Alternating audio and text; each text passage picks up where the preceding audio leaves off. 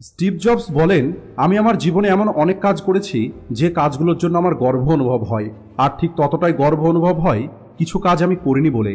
কিন্তু আমাদের তো মনে হয় জীবন অনেক ছোট, আমাদের কাছে সময় অনেক কম আছে, তাই আমাদের সব কিছু করে নেওয়া দরকার। আমাদের জীবনে কোনো রিগ্রেট থাকা উচিত নয়, আমাদের মধ্যে যেন কোনো আফসোস না থাকে যে আমি এটা করিনি, আমি ওটা করিনি।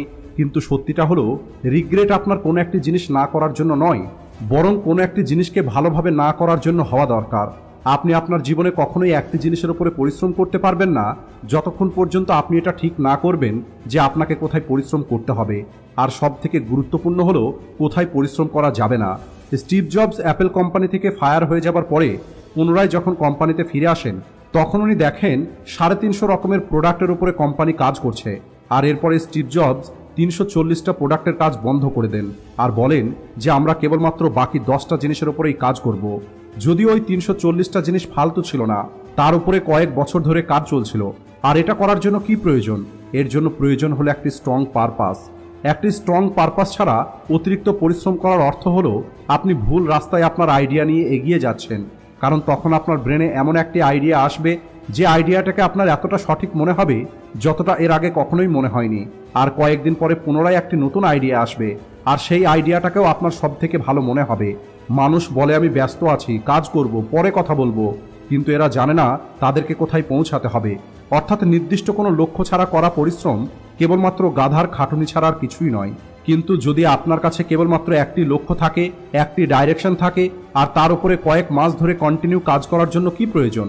এক্সট্রিম ফোকাস, নিজের উপরে কন্ট্রোল, নিজের ব্রেনকে না বলার সাহস। আর্ট অফ সেইং নো বইতে শেখানো হয়েছে যে মানুষদেরকে না বলা শিখতে হবে, কিন্তু তার আগে আপনি নিজের মনকে না বলতে শিখুন। একটি মানুষ প্রতিটা ব্যবসার মধ্যেই টাকা দেখতে পায়, কেবলমাত্র নিজের মধ্যেই দেখতে পায় না। যখন একটি মানুষ এটা জেনে যায় যে তাকে 6 ফুট গর্ত করতে হবে, তাহলে কেন সেই মানুষটি 2 ফুটের 3টি গর্ত করা শুরু করে? আর এরপরে ওই মানুষগুলো বলে যে আমি কোনো রেজাল্ট দেখতে পাচ্ছি না, আমি তো প্রতিদিন পরিশ্রম করছিলাম, আমি একটা দিনও বিশ্রাম নিইনি। তাহলে প্রশ্ন হলো, আপনি কোথায় পরিশ্রম করছিলেন? কোন দিকে পরিশ্রম করছিলেন? আজকে পৃথিবীতে এত বেশি অপশন আছে যতটা অপশন আগে কখনোই ছিল না। আর এই অপশনের মধ্যে থেকে যে মানুষটি কেবল একটি অপশনের উপরে স্থির থাকতে পারবে, তার পরিশ্রমের সামনে 100টা মানুষের পরিশ্রমও কিছুই না। কারণ ওই মানুষটার পরিশ্রমের সঙ্গে আইনস্টাইনের বলা পৃথিবীর 8ম আশ্চর্যটা থাকবে, আর সেটা হলো কম্পাউন্ড এফেক্ট। আর এই কম্পাউন্ড এফেক্ট সম্পর্কে আপনারা সবাই জানেন।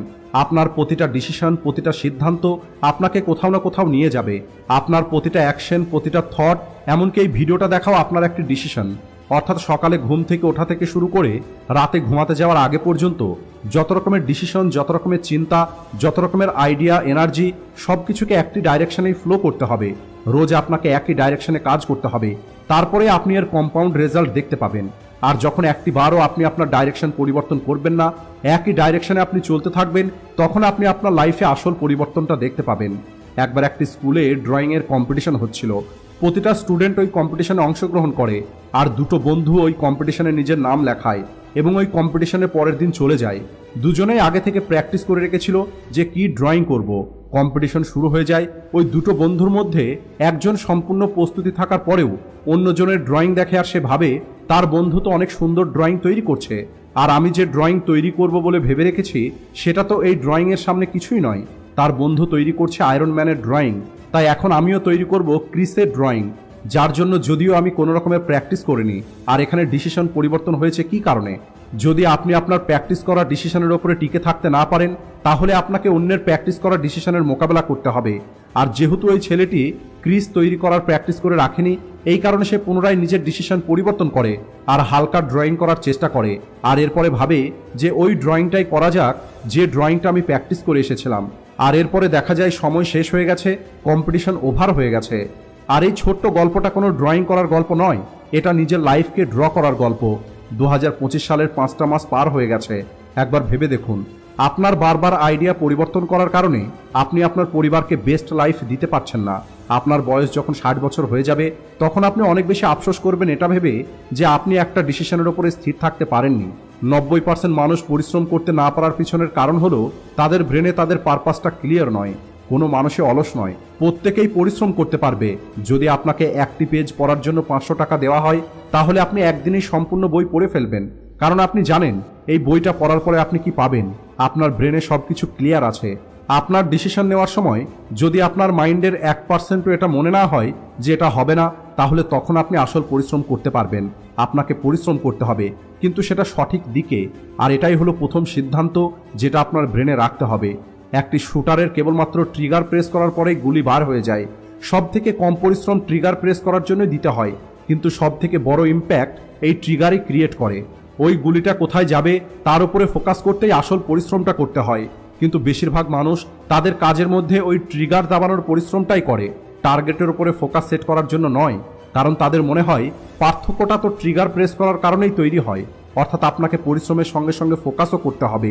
পরিশ্রম ছেড়ে দিয়ে ফোকাস করা যাবে না। ফোকাস ছাড়া করা পরিশ্রম কোনো পরিশ্রমই নয়, সেটা হলো কেবলমাত্র ফর্মালিটি। আর ফর্মালিটির অপর নাম হলো মাল্টিটাস্কিং। যদি আপনি কোনো কাজে এক্সেলেন্স অর্জন করতে পারেন, তাহলে পৃথিবীর মানুষ আপনাকে মনে রাখবে, আপনার কাজ সবাই দেখবে। তা না হলে মাল্টিটাস্কিং করার মতো মানুষ তো হাজারও পেয়ে যাবেন। আপনার ব্রেন এটা বুঝে যাবে আপনি আপনার কাজ মন থেকে করছেন নাকি মাল্টিটাস্কিং এর উপরে নির্ভর করে করছেন। মাল্টিটাস্কিং এর অর্থ হলো কখনো এদিকে কখনো ওদিকে কাজ করা। এর ফলে কেবলমাত্র আপনার কাজই খারাপ হয় না, বরং আপনার ব্রেনও খারাপ হয়ে যায়। ফোকাসের অর্থ কি? ফোকাসের অর্থ হলো আপনার ব্রেনের হেলথ, যার মধ্যে 8,60,00,000 সেল থাকে। আর বারবার কাজ পরিবর্তন করার কারণে আপনার এই সেলগুলো নষ্ট হয়ে যায়, আর এটা আপনার ফিউচারকেও নষ্ট করে দেয়। আজ অনেকেই বলে এআই হলো ফিউচার, ক্রিপ্টো হলো ফিউচার, মেটাভার্স হলো future, electric vehicle, quantum computing এগুলোই হলো ফিউচার। কিন্তু ডিপ ওয়ার্ক এবং ফোকাস মাইন্ড এটাই হলো রিয়েল ফিউচার। অনেকে বলে আমি এতগুলো কাজ একসঙ্গে করতে পারি, তাহলে বলি ওই মানুষের জীবনে কিছুই হবে না। কিন্তু আমি কেবল এই কাজটা করতে পারি, জেনে রাখবেন ওই মানুষটাই জীবনে বড় কিছু করবে। আর আপনি মাল্টিটাস্কিংয়ের ওপরে হাজারো রিসার্চ দেখতে পাবেন, যেখানে বলা হয়েছে একই সঙ্গে দুটো কাজ করার চেষ্টা করা এটা আপনার ফোকাসের সব থেকে বড় শত্রু। আর এটা না কেবল আপনার ফোকাসের, বরং আমার মনে হয় এটা আপনার জীবনের সব থেকে বড় শত্রু।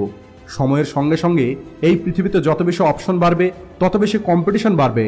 কারণ এখন সামনের মানুষের সঙ্গে আপনার কম্পিটিশনটা হলো ফোকাসের, যা সময়ের সঙ্গে সঙ্গে আজ কম হয়ে যাচ্ছে। কনসেন্ট্রেশন, অ্যাটেনশন স্পেন্ড অর্থাৎ মনোযোগ দেওয়ার ক্ষমতা, ব্রেনকে এক জায়গায় লাগানোর ক্ষমতা, এই সব কিছু সময়ের সঙ্গে সঙ্গে কম হয়ে যাচ্ছে। আর আপনারা জানেন যে জিনিসটা কম হয়ে যাবে তার ডিমান্ড বাড়তে থাকবে। আর যখন আপনি একবার এটা বুঝে যাবেন, তারপরে আপনি শুরু করুন পরিশ্রম। তাহলে কি হবে? আপনার আন্ডারস্ট্যান্ড আলাদা লেভেলে চলে যাবে, আপনার ইন্টেলিজেন্সটা আলাদা লেভেলে চলে যাবে। সব কিছু আপনি খুব দ্রুত বুঝতে পারবেন, আপনার রিকলিং পাওয়ার বেড়ে যাবে, সময়ের মধ্যে সব কিছু মনে চলে আসবে, ক্রিয়েটিভ ওয়ার্ক আপনি করতে পারবেন। আর যখন আপনি চোখ বন্ধ করবেন, তখন আপনি আপনার ইনার ওয়ার্ল্ড দেখতে পাবেন। তখন আপনার 10 ঘন্টার কাজ 1 ঘন্টাতেই হয়ে যাবে। তখন আপনি এটা বুঝতে পারবেন কোথায় আপনাকে মনোযোগ দিতে হবে। একটি শান্ত ব্রেন তখন আপনার কাছে থাকবে। সমস্ত রকমের নেগেটিভ চিন্তা থেকে আপনি দূরে থাকতে পারবেন। কোন চিন্তাটা আপনি করবেন আর কোন চিন্তাটাকে আপনি করবেন না, এই সব কিছু তখন আপনার হাতে থাকবে। আপনার সেলফ কনফিডেন্স বেড়ে যাবে, আপনার উইল পাওয়ার বেড়ে যাবে, আপনার ওভার থিঙ্কিং বন্ধ হয়ে যাবে, আপনার জীবন সুন্দর মনে হওয়া শুরু হয়ে যাবে, আপনার মধ্যে হ্যাপিনেস বেড়ে যাবে, আপনার স্ট্রেস শেষ হয়ে যাবে, পরিশ্রমটা তখন আপনার মজা মনে হবে। আর এই সব কিছু যখন হওয়া শুরু হয়ে যাবে, আপনি পরিশ্রমের মধ্যে হারিয়ে যাবেন। আপনার মনে হবে যে বিশ্রাম কি জিনিস, কারণ আপনার কাজই তো আপনাকে মজা দিচ্ছে। নতুন করে আপনি আর কি রেস্ট করবেন? তখনও কি আপনি রেজাল্ট দেখতে পাবেন না? মানুষ বলে আমি এত বেশি পরিশ্রম করছি কিন্তু রেজাল্ট পাচ্ছে না। তাদের এই প্রশ্নের উত্তর দেওয়ার জন্যই আজকের এই ভিডিওটা তৈরি করা। এই ভিডিওতে তাদের ওই প্রশ্নের উত্তরটাই দেওয়া হয়েছে। কারণ আপনি ফোকাসের সঙ্গে পরিশ্রম করছেন না, আপনি কেবল গাধার মতো পরিশ্রম করছেন। আর যদি ওই মানুষগুলোর কথা বলা হয় যারা আপনার ফোকাসকে নষ্ট করে, যারা আপনার পরিশ্রমের মাঝে বাধা দেয়, তাদের কেবল একটা কথাই বলতে চাই, মানুষ আপনাকে বিরক্ত করবে, এই পৃথিবীও আপনাকে বিরক্ত করবে, মোবাইল আপনাকে বিরক্ত করবে, সোশ্যাল মিডিয়া আপনাকে বিরক্ত করবে, কারণ আপনি নিজেকে বিরক্ত করতে দেন। আজকের ভিডিওটি এই পর্যন্তই। ভিডিও ভালো লাগলে ভিডিওটিকে লাইক ও শেয়ার করতে ভুলবেন না। Thanks for watching.